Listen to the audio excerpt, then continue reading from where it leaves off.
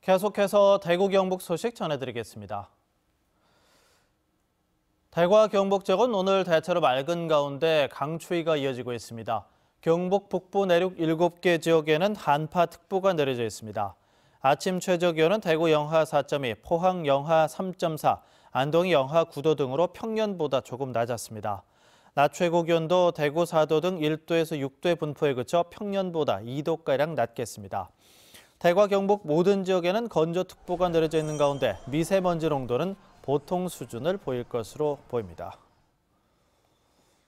어젯밤 10시쯤 경북 군위군 효령면 한 식당 건물에서 원인을 알 수 없는 불이 나서 주인 47살 A씨가 숨졌습니다.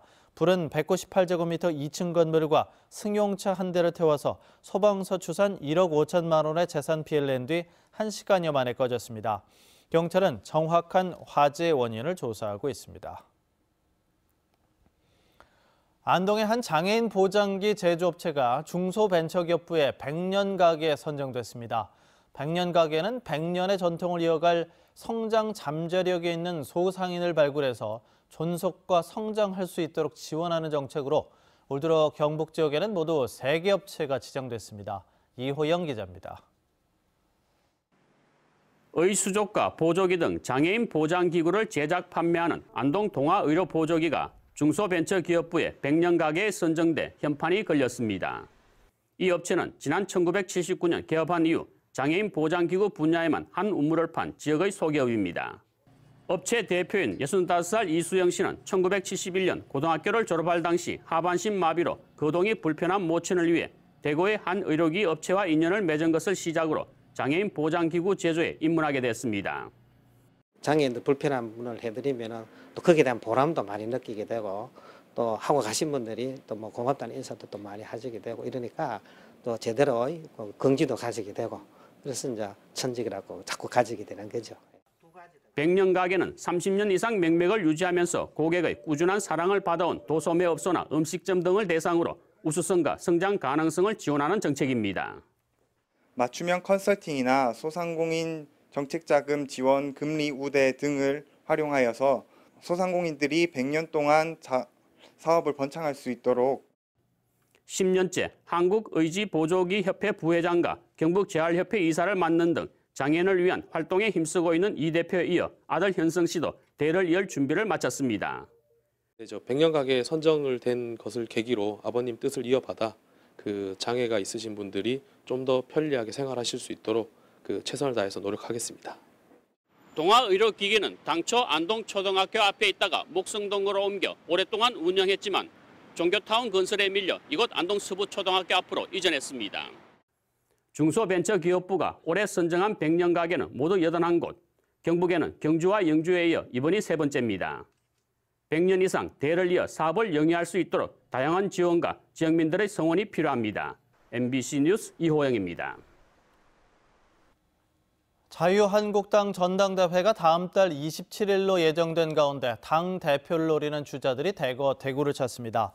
자유한국당 대구시당은 오늘 오후에 열리는 시도당 신년교례회에 김진태, 심재철, 오세훈, 정우택, 조경태, 주호영 등 당권 주자들이 참석한다고 밝혔습니다. 이 가운데 오세훈 전 서울시장은 대구에서 기자회견을 열고 공식 출마 선언을 할 예정입니다. 대구 경북 책임당원이 전체의 약 30%를 차지할 만큼 비중이 크고 보수 정당 지지도가 높아 당권 경쟁의 핵심 지역으로 손꼽히기 때문으로 보입니다. 올해 대구 경제 성장률은 1.7%, 경북은 1.1%로 하강 국면이 이어질 것이라는 전망이 나왔습니다. 대구경북연구원은 대구 경북 경제 현황과 2019년 전망 보고서에서 내수 부진으로 대구 경북 제조업 생산이 감소하고 소비 위축으로 서비스업도 부진할 것으로 내다봤습니다. 대구는 수출 증가세를 유지하겠지만 경북은 수출 감소세가 이어지고 주택 가격은 대구와 경북의 양극화 현상이 이어질 것으로 예상했습니다. 대구경북연구원은 지역 제조업의 체질 개선과 혁신 성장의 발판을 마련해야 구조적인 문제를 해결할 수 있다고 조언했습니다. 서대구 KTX 역사 주변의 달서천 하수 처리장과 제1, 제2 염색 배수 처리장이 인근 북부 하수 처리장과 통합돼서 지하에 만들어집니다.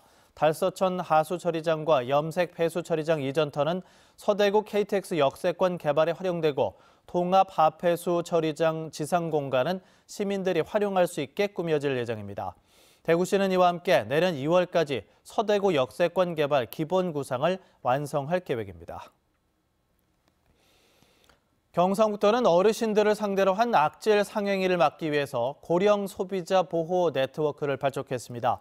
경상북도와 공정거래사무소, 금융감독원과 한국소비자원, 경북지방경찰청과 안동대학교 등 기관 9곳이 참여합니다.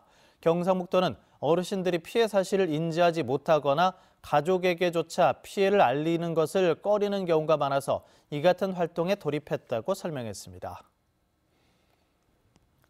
예천군이 대한축구협회가 공모 중인 대한민국 축구종합센터 건립사업을 유치할 의사를 밝혀 주목받고 있습니다.